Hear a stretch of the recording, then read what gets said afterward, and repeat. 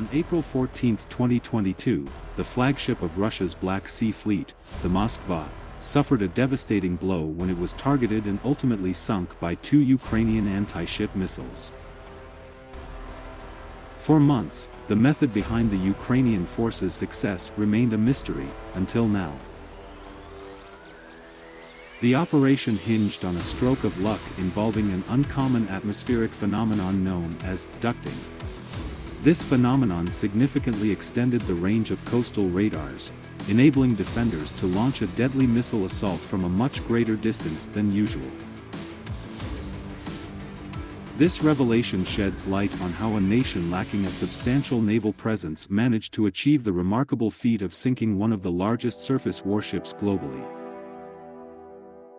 In order to delve deeper into this extraordinary event, AESA News spoke to a radar specialist.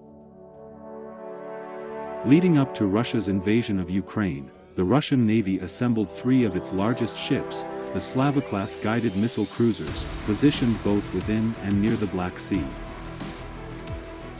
Among them was the Moskva, serving as Russia's flagship in the Black Sea. The purpose behind this gathering of warships was to secure naval dominance and potentially support an amphibious assault along Ukraine's southern coast. However, this planned landing never materialized, and the fleet eventually dispersed. The Moskva, though, remained in the vicinity. According to Western assessments at the time, it lingered approximately 60 to 65 miles off the coast of Odessa. In modern warfare, this distance may not be considered extensive, but the Moskva was effectively impervious to Ukraine's limited air and naval capabilities.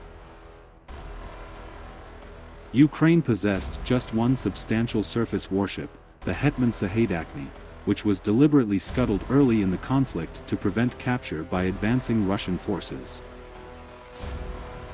Meanwhile, all available Ukrainian air resources were directed towards countering the land invasion.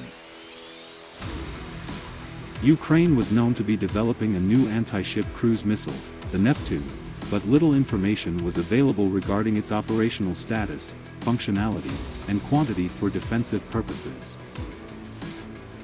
Various theories circulated regarding how the Ukrainians managed to target the Moskva. One suggested that a U.S. Navy P-8 Poseidon provided the ship's location, although the Pentagon refuted supplying specific targeting information on the vessel to Ukraine. Another theory proposed that TB-2 Bayraktar drones shadowed Russia's Black Sea flagship on the open ocean. Ukraine maintained that other equipment played a role in the sinking. The recent account from the Ukrainian news outlet Pravda now indicates that Ukraine's version was accurate all along. Radar was the key. It reveals that the Moskva was actually positioned 74 miles off Ukraine's coastline, typically beyond the reach of the Neptune launcher's land-based detection radars. Land-based radars are generally constrained in their ability to detect targets at sea level by the curvature of the Earth. Due to the fact that there were dense clouds over the sea, the signal from the radar reflected from them to the surface of the water, and from the water back to the clouds, as reported by Pravda. This unexpected phenomenon enabled the coastal defense radar to perceive a significant radar return off the coast.